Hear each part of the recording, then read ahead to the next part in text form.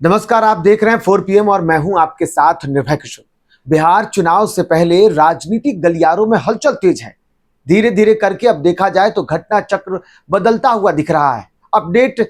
हर तरफ से देखने को मिल रही है और इसी बीच खबर है कि तेजस्वी यादव से कांग्रेस के नेताओं ने मुलाकात की है। लगभग 45 मिनट तक आपसी बातचीत हुई है। हालांकि किसी भी नेता ने जो मिलने गए थे कांग्रेस के नेता, उन्होंने मुलाकात के बाद मीडिया से दूरी बनाई, कुछ भी बोलने से उन्होंने इनकार कर दिया। कई सवाल उनसे पूछे गए लेकिन उन्होंने कोई भी जवाब नहीं दिया। लेकिन अगर देखा जाए तो 12 जून को जो महागठबंधन की चौथी बैठक हुई थी, उस चौथी बैठक के बाद से लगातार सियासी हलचल तेज है। खास करके कांग्रेस में देखा जाए तो कांग्रेस में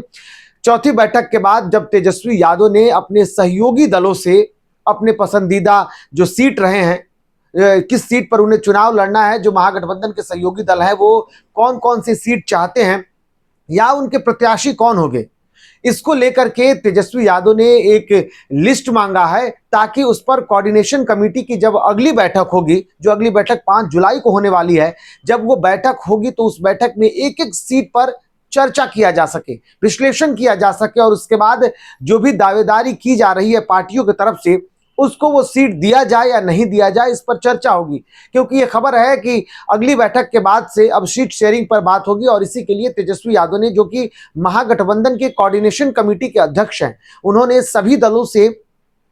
लिस्ट मांगा है, प्रत्याशियों का नाम मांगा है ताकि उस पर चर्चा किया जा सके। ऐसे में 12 जून को जो बैठक हुई है, उस बैठक के बाद से सबसे ज्यादा अगर हलचल कहीं देखने को मिल रही है तो वो है कांग्रेस में। दरअसल कांग्रेस में बैठक के अगले ही दिन एक बड़ी बैठक होती है और 4 घंटे तक पटना के एक होटल में मैराथन बैठक में कई मुद्दों पर चर्चा की गई है। सवाल ये था कि जो जानकारी मिलकर के सामने आ रही थी उसके मुताबिक ये कहा जा रहा था कि जो कांग्रेस की बैठक हुई है उसमें सभी विधायक, विधान पार्षद मौजूद थे और उसमें सभी विधायक यानी कि वैसे तो कांग्रेस के पास 19 सीटें थी, लेकिन 2 के जाने के बाद 2 ने जिस तरीके से कांग्रेस का साथ छोड़ दिया, कुल 17 विधायकों के 4.5 साल के कार्यकाल का ब्यौरा मांगा गया है कि उन्होंने अपने विधानसभा क्षेत्र में किस तरीके के काम किए हैं, विकास के काम क्या किए हैं, क्या उनकी स्थिति है, ताकि उस पर भी विचार किया जा सके।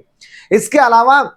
और भी कई बातें हुई, लेकिन अब इस बातों के बाद से जब बैठक हो जाती है और बैठक के बाद से कांग्रेस के जो नेता हैं, जिसमें पहला नाम है वो कांग्रेस के बिहार प्रदेश प्रभारी कृष्णा अल्लावरू, दूसरा जो नाम है वो प्रदेश अध्यक्ष राजेश कुमार है और तीसरा जो नाम है वो विधायक दल के नेता हैं।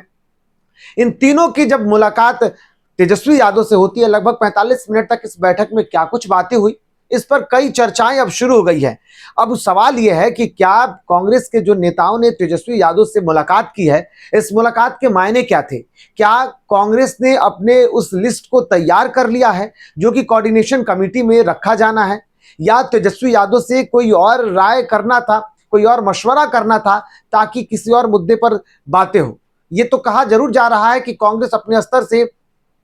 अपने पसंदीदा सीट जो रहे होंगे या जिस पर वो चुनाव लड़ने की तैयारी कर रही है वो हो, या अपने मौजूदा विधायक, उन सभी सीटों का आकलन कर रही है, सर्वे करा रही है और इस सर्वे को विस्तृत तरीके से कराया जा रहा है। हमने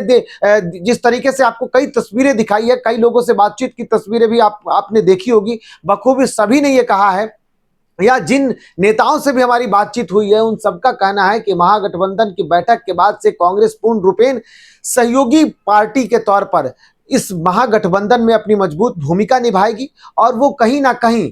सरकार बनाने की तरफ आगे बढ़ना चाहती है। इसलिए वो हर एक स्थिति पर चर्चा करना चाहती है ताकि कल होके अगर किसी भी तरीके से ये कांग्रेस पर आरोप न लगे कि उनके चलते सरकार नहीं बनी है या तेजस्वी यादव उनके चलते कमजोर हो गए हैं। ऐसे में तेजस्वी यादव के नेतृत्व में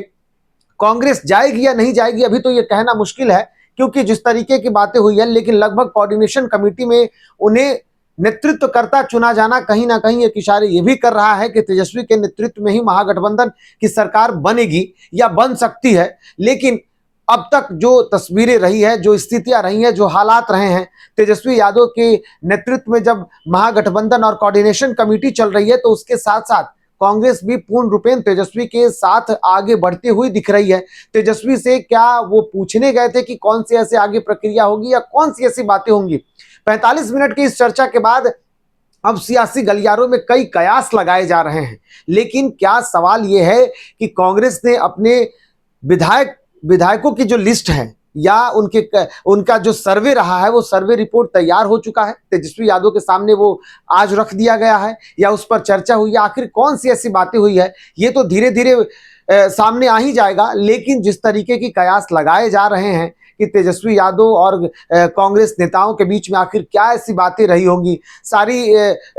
जो 12 तारीख को जो बैठक हुई है, उस बैठक के बाद से कांग्रेस कितनी तेजी से घटना चक्र बदलता जा रहा है। एक तरफ महागठबंधन की बैठक होती है, महागठबंधन की बैठक के बाद कांग्रेस एक बड़ी बैठक करती है और उस बैठक के बाद फिर कांग्रेस के दिग्गज नेता तेजस्वी यादव से मुलाकात करने चले जाते हैं। 45 मिनट तक बातचीत होती है। इस बातचीत में क्या कुछ खास होता है, ये सारी बातें हम आपको बताएंगे जैसे जैसे जानकारी मिलती जाएगी। लगातार इस खबर पर हम आपको अपडेट दे रहे हैं और जो भी घटना चक्र है वो उस पर हमारी नजर है और जिस तरीके की तस्वीरें होगी हम वो आपको आपके सामने वक्त वक्त पर रखते जा रहे हैं। फिलहाल इस रिपोर्ट में इतना ही।